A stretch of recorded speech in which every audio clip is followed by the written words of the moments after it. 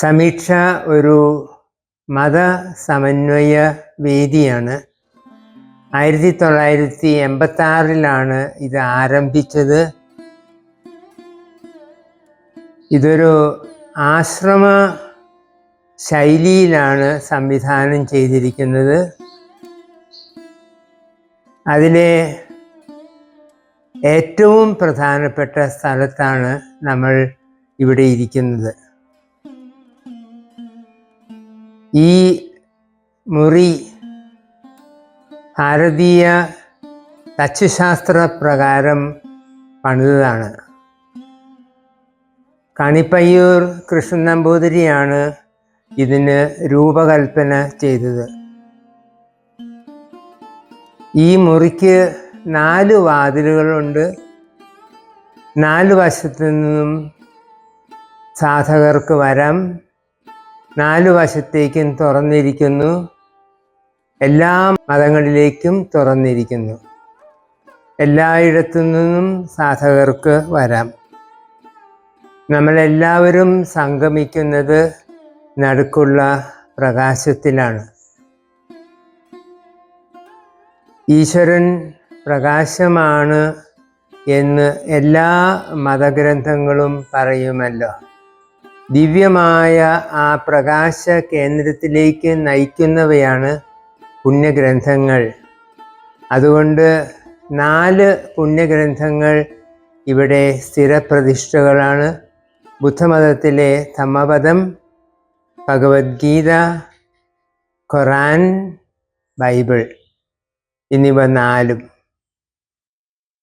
വിവിധ മതങ്ങളുടെ അടയാളങ്ങൾ ഈ ചക്രത്തിൻ്റെ ആരക്കാലുകളിൽ കാണാൻ സാധിക്കും.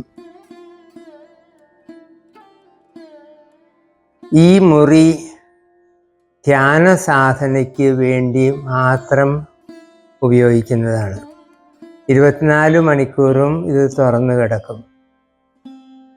സാധകർക്ക് വരാം, ഇവിടെ ഇരുന്ന് ധ്യാനിക്കാം.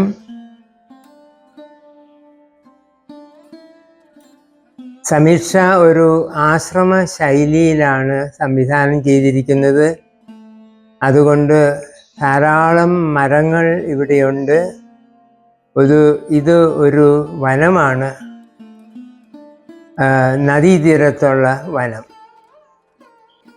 1986 സമീക്ഷ ആരംഭിച്ചപ്പോൾ എൻ്റെ സഹപ്രവർത്തകനായത് ബ്രദർ മാമ്പിള്ളി ആണ്, വർക്കി മാമ്പിള്ളി.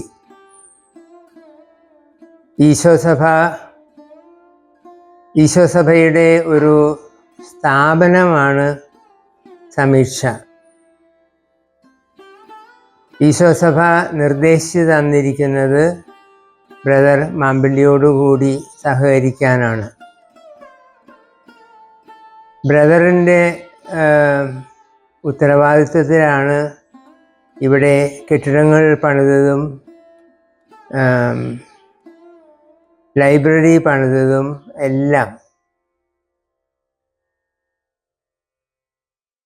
സമീക്ഷ തുടങ്ങാൻ ആരംഭിച്ചപ്പോൾ ഞാൻ ആർച്ച് ബിഷപ്പ് പാറേക്കാട്ടിലിനെ കാണാൻ പോയി. അദ്ദേഹം പറഞ്ഞു, കാലടിയിൽ ശ്രദ്ധിക്കുക,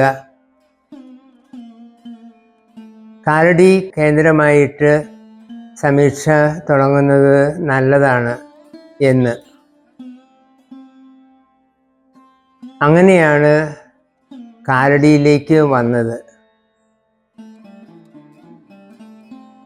അദ്വൈതാചാര്യൻ്റെ പാദസ്പർശനമുറ്റ മണ്ണിൽ അദ്വൈത ചിന്തയ്ക്ക് ഒരു കേന്ദ്രം സ്ഥാപിക്കണം എന്ന് അദ്ദേഹത്തിന് താല്പര്യമുണ്ടായിരുന്നു.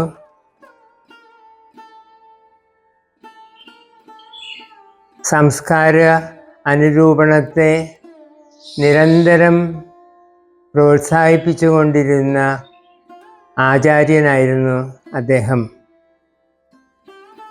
അങ്ങനെയാണ് ഞാൻ കാലടി കേന്ദ്രീകൃതമായി സ്ഥലം അന്വേഷിച്ചത്. ഈ സ്ഥലം ഈശ്വരൻ്റെ ദാനമാണ് എന്ന് പറയാം. ബ്രദർ വർക്കി മാമ്പിള്ളി അവിടെ ധാരാളം മരങ്ങൾ നട്ടു. അദ്ദേഹത്തിൻ്റെ ശ്ലാഘനീയമായ സഹകരണത്തിലൂടെയാണ് സമീക്ഷ എന്തായിത്തീരുന്നുവോ അത് വളർന്നത്.